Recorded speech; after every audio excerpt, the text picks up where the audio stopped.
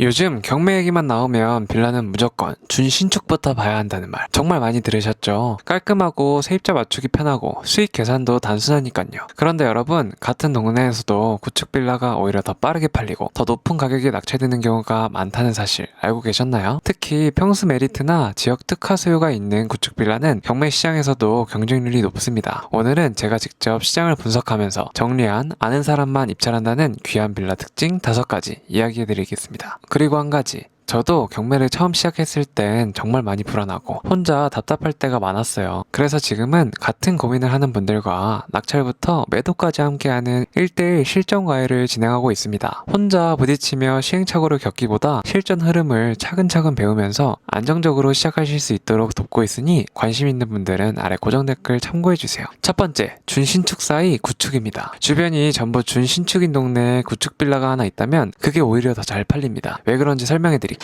요즘 준신축 빌라 임장 가보셨나요? 전용 면적이 작아요. 12평, 15평 정도의 발코니도 확장돼서 여유 공간이 거의 없습니다. 방 2개가 있어도 답답하게 느껴질 수밖에 없죠. 그런데 구축은 다릅니다. 예전에 지어져서 전용 면적이 19평, 20평 이상으로 넉넉하고 발코니도 그대로 살아있는 경우가 많아요. 이런 구조는 짐이 많은 어르신들에게 특히 인기가 높습니다. 옷, 가구, 살림살이가 많다 보니 여유 공간이 필요하거든요. 실제로 제가 봤던 한 매물도 주변은 전부 준신축이었는데 넓은 평수와 발코니 덕분에 한 달도 안 돼 거래가 끝났습니다. 가격도 예상보다 높았어요. 다만 주의할 점이 있습니다. 구축 빌라는 엘리베이터가 거의 없어요. 그래서 1층, 2층이 가장 인기가 많고 계단이 완만하면 3층까지도 괜찮아요. 특히 어르신 수요가 많은 동네일수록 이 조건이 더 중요한 것이죠. 그래서 임장 갈 때는 단순히 구축이네, 준신축이네로 판단하면 안 됩니다. 이 동네의 실수요자가 누구인지, 어떤 연령대가 많은지부터 파악해야 하는 거죠. 예를 들어 어르신이 많은 동네라면 넓고 발코니가 있는 구축, 신혼부부나 30, 40대가 많은 동네라면 준신축, 수요층에 맞춰 매물을 선택하는 것이 결국 매수 속도와 가격을 결정하더라고요. 두 번째는 불법 건축물이 있는 빌라예요. 지난번 영상에서 위반 건축물은 피하라고 말씀드렸죠? 근데 여기서 말하는 불법은 조금 달라요. 위반 건축물은 건축물 대장에 위반이라고 표시가 딱 찍혀있거나 단속 이력이 있어서 이행 강제금까지 붙어있는 경우고요. 근데 불법 건축물은 그 정도는 아니에요. 허가 없이 칸막이나 다락, 발코니 확장 같은 걸 해놨는데 겉보기만 불법 같고 서류상 문제가 없는 경우도 꽤 많거든요. 실제로 현장에서 보면 이런 물건들이 의외로 기회일 때가 많아요. 왜냐하면 불법이라는 단어만 듣고 겁먹는 사람들이 많거든요. 경쟁이 줄어들다 보니 자연스럽게 낙찰가도 낮아지고요. 저도 예전엔 소형 빌라를 하나 봤는데 거실 위에 나무로 만든 중간층 구조물이 설치돼 있었어요. 처음에 봤을 땐 솔직히 이거 좀 위험해 보이는데 싶었죠. 근데 건축물 대장엔 위반 표시는 전혀 없었고 단속 기록도 없더라고요. 그래서 전문가를 불러서 견적을 받아봤죠. 철거하고 도배, 바닥공사까지 다 해도 250만원 정도면 원상복구가 가능하다고 하더라고요. 그래서 입찰할 때 복급이랑 공실기간까지 다 계산해서 감정가의 62% 정도로 가격을 낮췄었어요. 그치만 결국 제가 낙찰받진 못했습니다. 그런데 재밌는 게 뭔지 아세요? 저랑 같은 전략으로 들어오신 분이 있더라고요.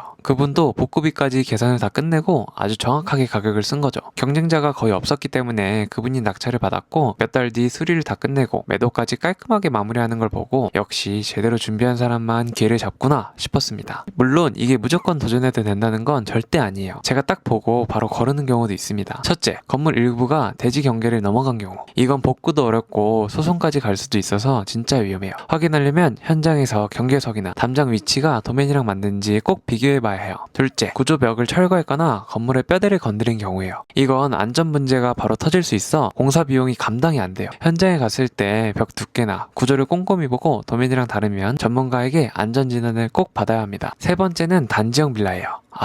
이거 현장에 가봐야 왜 좋은지 확 느낄 수 있어요. 보통 빌라라고 하면 좁은 길, 양쪽으로 빽빽하게 세워진 차, 들어가기도 불편한 주차장부터 떠올리잖아요. 근데 단지형 빌라는 느낌이 달라요. 입구를 들어서는 순간부터 여기는 다르다 싶은 여유가 있습니다. 제가 얼마 전에 임장을 다녀갔던 곳도 그랬습니다. 단지 입구부터 차가 편하게 드나들 수 있도록 도로가 넓게 나 있고 동과 동 사이 간격도 여유가 있어서 SUV 같은 큰 차도 차를 돌리기 편하더라고요. 주차 라인도 쭉 봤는데 깔끔하게 정리되어 있는 데다가 세대수 자리도 충분했어요. 여긴 진짜 주차 스트레스는 없겠다 싶었죠. 이건 그냥 사소한 장점이 아니라 실거주 만족도를 확 끌어올리는 포인트예요. 그리고 단지형 빌라의 또 다른 매력은 개방감입니다. 일반 빌라는 바로 옆 건물과 맞붙여 있어서 낮에도 집안이 어두운 경우가 많아요. 근데 단지형은 동간거리가 넓다 보니 햇볕이 정말 잘 들어옵니다. 저층이어도 거실이 아침이며 밤이며 환하죠. 특히 남양이나 남동양 세대라면 오전부터 오후까지 햇볕이 쫙 들어오고 덕분에 습기 걱정이나 곰팡이 걱정이 훨씬 덜해요. 환기도 잘 되니까 공기질이 깔끔하죠. 그치만 단지형 빌라라고 막 사면 안 되고 꼭 체크해야 할 게 있어요. 첫째, 세대당 한 대 주차가 확보돼 있는지예요. 그냥 자리만 봐선 몰라요. 세대수랑 주차 자리를 직접 비교해 봐야 합니다. 한 바퀴 돌면서 자릿수를 세어보고 우체통을 세워보는 것도 좋고요. 둘째, 시간대별 주차 여유. 낮에는 널널해 보여도 저녁이나 출퇴근 시간대에 가면 꽉 차는 경우가 많거든요. 그래서 저는 임장 갈 때 일부러 2번 가요. 낮에 한 번, 밤에 한 번. 그럼 확실하게 감이 옵니다. 셋째, 동간거리와 채광, 햇볕이 막히는 동은 없는지, 앞에 높은 건물은 없는지 꼭 확인해야 합니다. 특히 저층은 햇볕이 얼마나 드는지가 집 컨디션을 완전히 갈라놓습니다. 네 번째는 허그 포기 물건이에요. 많은 분들이 허그가 포기했다는 말 듣고 겁부터 먹는데 사실 이건 기회입니다. 왜냐면 허그가 포기했다는 건 세입자가 대항력을 포기했다는 뜻이거든요. 쉽게 말해서 명도 협상이나 이사비 같은 번거로운 절차가 필요 없다는 거예요. 이건 초보자 입장에서도 굉장히 큰 장점이에요. 권리 분석이 복잡하지 않으니까 시세만 제대로 조사하면 충분히 안전하게 접근할 수 있습니다. 제가 얼마 전 본 현장 얘기를 해볼게요. 겉보기엔 평범한 다세대 빌라였는데 다들 발을 빼더라고요. 근데 저는 현장에 직접 가봤죠. 주차 상황, 채광, 관리 상태 다 꼼꼼히 확인하고 주변 부동산을 돌아다니면서 실거래가를 체크했어요. 같은 라인에 비슷한 물건이 최근 2억 3천만 원에 거래된 기록이 딱 보였죠. 감정가는 1억 8,500. 저는 계산기를 두드려서 낙찰가가 1억 6천 후반이면 안전하겠다는 결론을 내렸습니다. 입찰 당일 예상대로 경쟁자가 거의 없었어요. 결국 누군가가 1억 6천 300 정도의 낙찰을 받았고 명도도 문제없이 바로 인도받아서 도배랑 바닥만 하고 2억 2천에 팔더라고요.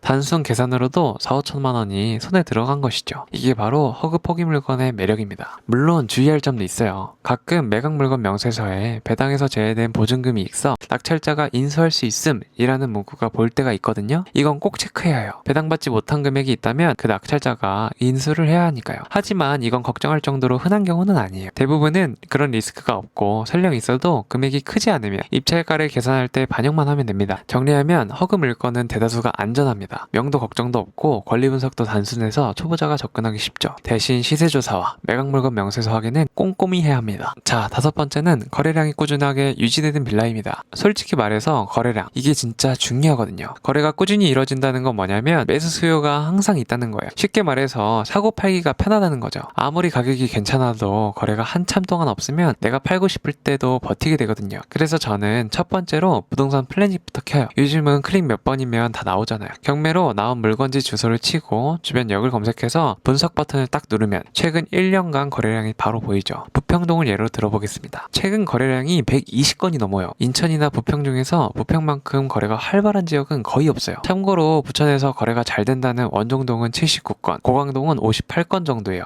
이걸 보면 여기 매수자들의 발길이 진짜 끊이질 않구나 라는 감이 옵니다. 근데 여기서 멈추면 안 돼요. 데이터로 확인을 했으면 이제 현장으로 발품을 팔 차례입니다. 직접 가서 낮에도 한번, 저녁에도 한번 돌아봐야 해요. 예를 들어 낮에는 근처 편의시설이나 학원가, 버스 노선을 체크하고 저녁에는 유동인구나 치안 분위기 같은 걸 보는 거죠. 한 번은 부평 쪽 빌라를 보러 갔는데 버스 정류장이 바로 앞에 있어서 출퇴근 시간대에 줄이 어마어마하더라고요. 그걸 보고 이건 괜히 거래량이 많은 게 아니구나 싶었죠. 자, 오늘은 잘 팔리는 빌라의 특징 5가지를 이야기해봤습니다. 준신축 사이에 있는 구축, 서류상 문제없는 불법 건축물, 단지형 빌라, 허그 포기 물건, 그리고 거래량이 꾸준히 유지되는 빌라까지 제가 직접 발품 팔고 손품 팔고 또 부딪혀보면서 얻은 경험을 바탕으로 정리한 내용이라 아마 들으시면서 이건 진짜 현장에서 느낀 얘기구나 싶으셨을 거예요. 근데 여러분, 여기서 중요한 건 이론만으로는 절대 안 된다는 겁니다. 저도 경매를 처음 시작할 때 유튜브랑 책만 보고 혼자 해보려다가 진짜 고생 많이 했거든요. 낙찰은커녕 권리 분석이 막혀서 며칠째 잠도 못 자고 자료만 들여다본 적도 있고 현장에서 멘붕 온 적도 많았어요. 그 과정을 지나면서 뼈저리게 느낀 하나가 있어요. 혼자 하는 것보다 경험 있는 사람한테 배우면서 하는 게 훨씬 빠르고 안전하다는 거죠. 그래서 지금은 경매에 처음 도전하시는 분들이 저처럼 시간과 돈을 허비하지 않도록 1:1 실전 과외를 하고 있습니다. 제가 같이 손품부터 발품, 낙찰, 대출, 명도, 매도까지 처음부터 끝까지 옆에서 도와드려요. 혼자서 부딪히면서 생기는 불안과 시행착오를 줄이고 실제 수익으로 연결되는 흐름을 배우실 수 있게요. 제가 추구하는 건 단순히 수업이 아니에요. 같이 현장에 가서 보고 같이 입찰가를 계산해보고 같이 의사결정을 도와주는 파트너 같은 거죠. 이건 그냥 지식 전달이 아니라 여러분들이 스스로 안전하게 투자할 수 있는 힘을 만들어 드리는 과정입니다. 만약 여러분들이 이제 막 경매를 시작하려는데 어디서부터 어떻게 해야 할지 모르겠다거나 실전 감각을 빨리 익히고 싶다 생각하신다면 고정 댓글 꼭 확인해 주세요. 저도 처음에는 혼자였지만 지금은 이렇게 많은 분들과 함께 성장하고 있습니다. 여러분도 충분히 하실 수 있습니다. 제가 옆에서 방향만 제대로 잡아드릴게요. 그러니까 혼자 고민만 하지 마시고 이번 한 번은 안전하게 그리고 제대로 시작해보자는 마음으로 연락 주시면 됩니다. 오늘도 영상 시청해주셔서 감사합니다. 다음 영상에서는 더 좋은 정보로 돌아오겠습니다. 20살에 경매를 알게 됐고 돈이 없어서 더 열심히 공부했어. 작은 집 하나였지만 내겐 세상에서 가장 큰 시작이었지.